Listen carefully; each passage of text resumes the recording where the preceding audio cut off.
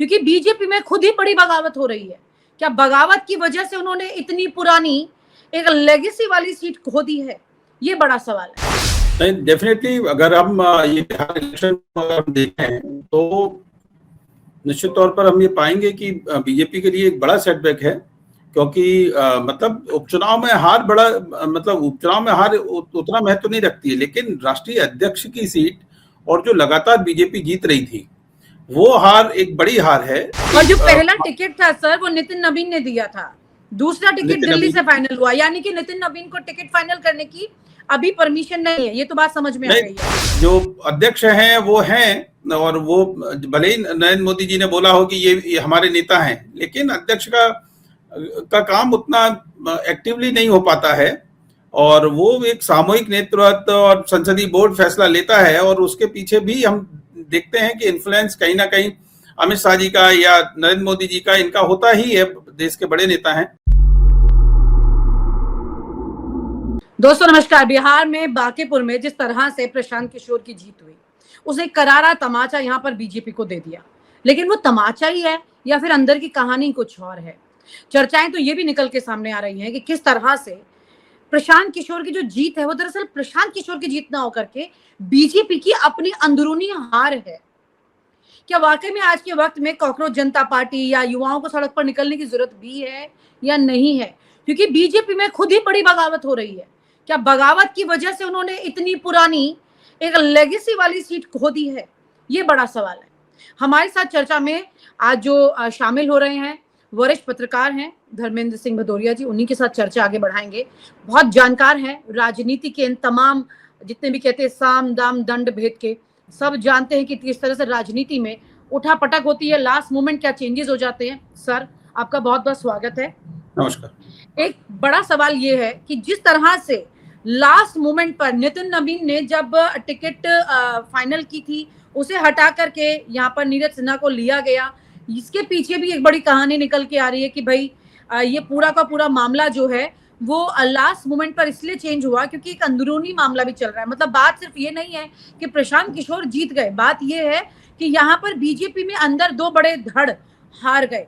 मेरा पहला सवाल आपसे है कि नितिन नवीन आज राष्ट्रीय अध्यक्ष हैं, लेकिन उनके पास कितनी पावर है?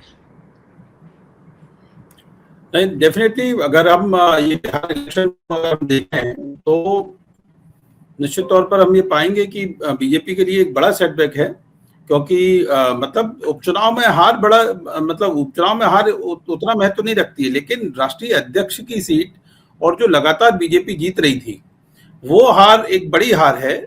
और निश्चित तौर पर जैसे हमने देखा कि भाई कभी भी भारतीय जनता पार्टी में टिकट एक बार अनाउंस होने के बाद बदलता नहीं है, पर बांकीपुर में हमने देखा कि वो टिकट बदला गया, और उसी दिन जिस दिन बांकीपुर का रिजल्ट आया उसी दिन दतिया का भी टिकट घोषित हुआ, जिसमें कि और जो पहला टिकट था सर वो नितिन नवीन ने दिया था, दूसरा टिकट दिल्ली से फाइनल हुआ, यानी कि नितिन नवीन को टिकट फाइनल करने की अभी परमिशन नहीं है। ये तो बात समझ में आ गई है, लेकिन नितिन नवीन की सीट कैसे निकल गई?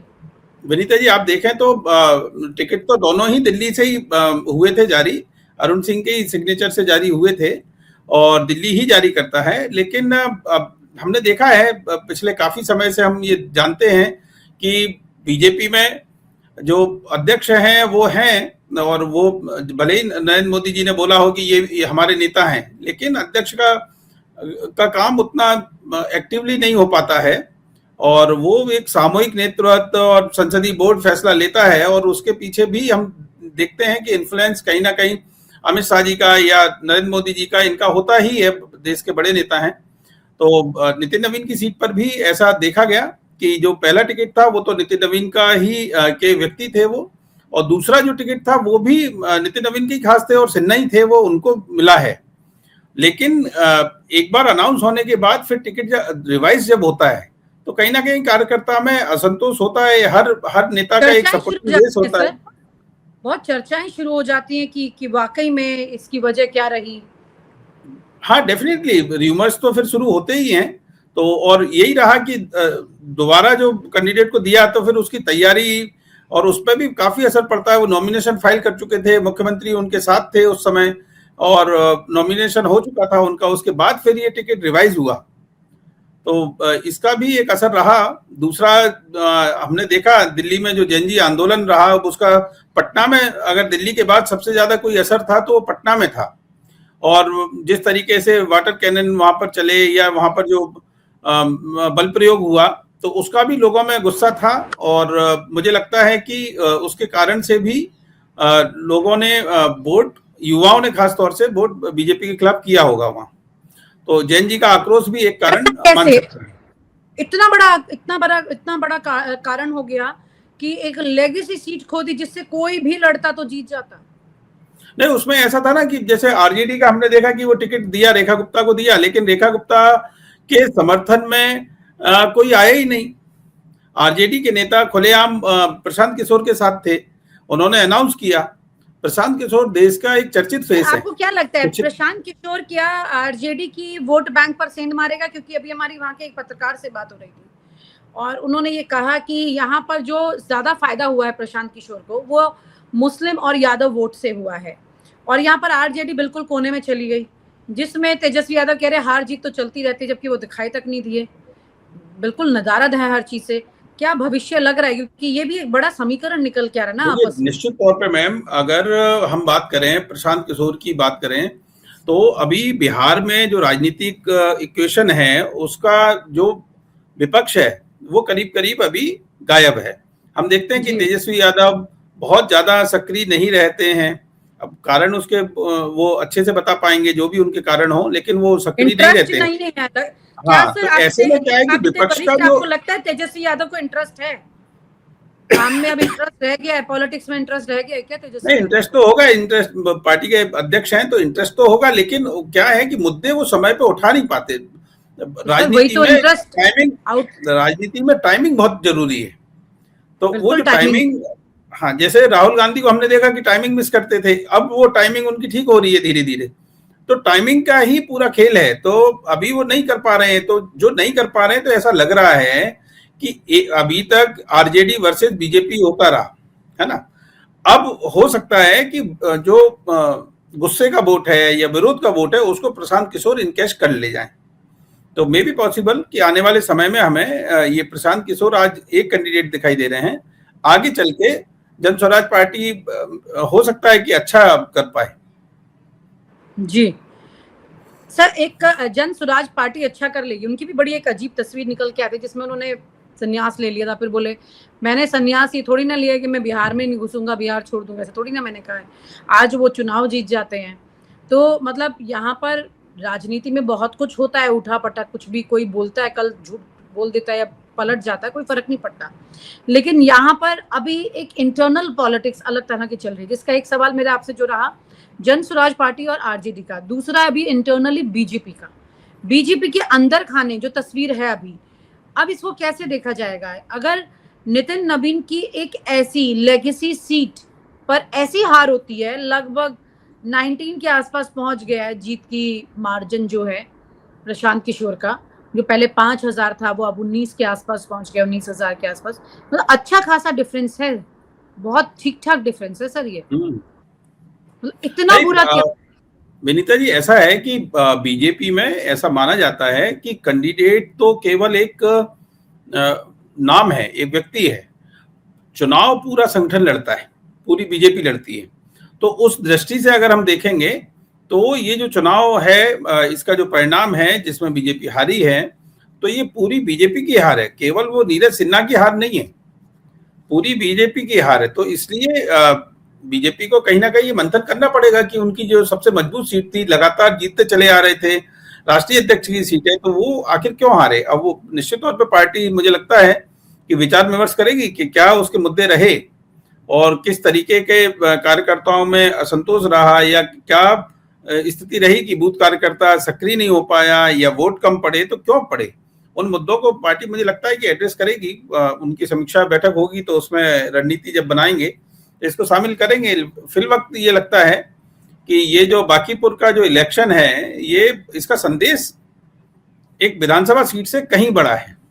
सर, यहाँ पर एक बड़ा सवाल ये है क्योंकि नितिन नवीन जब से बने हैं राष्ट्रीय अध्यक्ष, तब से ये एक ऐसा चुनाव था जहां पर आंख मूंद के जहां पर जीतना ही था, और उनके होने के बावजूद मतलब इस तरह की तस्वीर निकल के आती है, नहीं, ऐसे हाल हो अति जाती है। आत्मविश्वास के कारण ही हार गए ये लोग। अति आत्मविश्वास के कारण ही भारतीय जनता पार्टी यहाँ चुनाव लूज कर गई।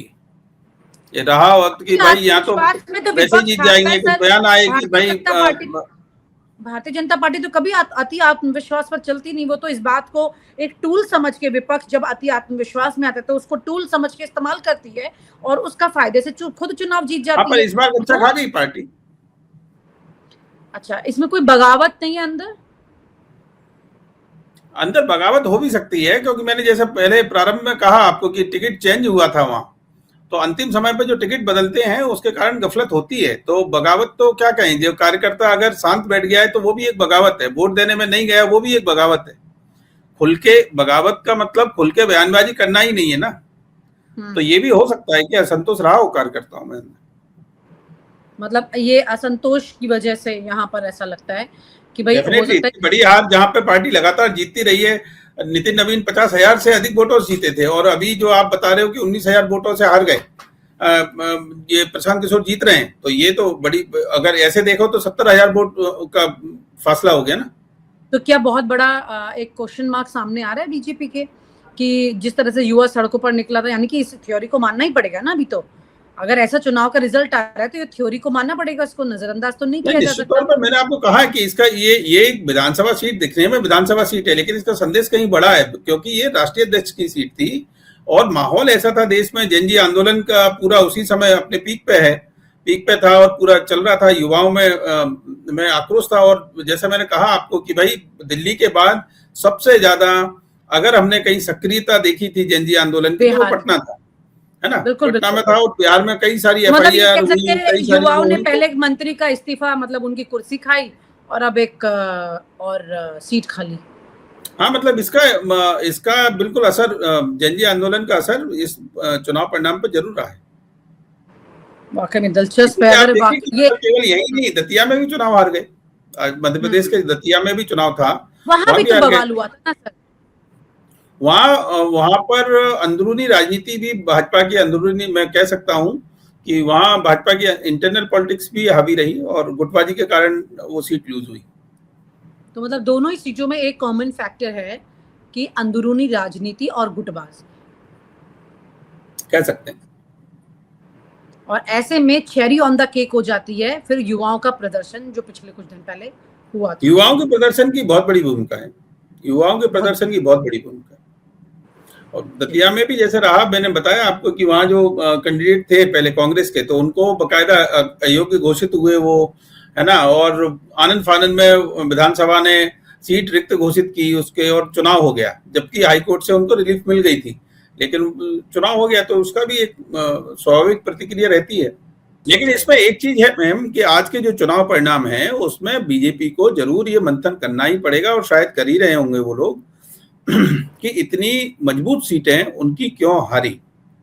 बांकीपुर जैसी सीट को हारना, प्रशांत किशोर जैसे व्यक्ति का जीतना, जो कि जिनकी पार्टी पूरे चुनाव में हार गई थी और हाल में जो संन्यास की तरफ चल पड़े, लेस देन 1% वोट उनको मिले थे पूरे, और वो नहीं हुआ। बीजेपी को नहीं है तो आरजेडी को भी सोचना पड़ेगा, क्योंकि आरजेडी भी तीसरे नंबर की पार्टी इसमें हो गई। बताइए। नहीं, आरजेडी तो सोचेगी तब सोचेगी, ये तो सत्ता में है ना, सत्ता वाले को ज्यादा सोचना पड़ता है।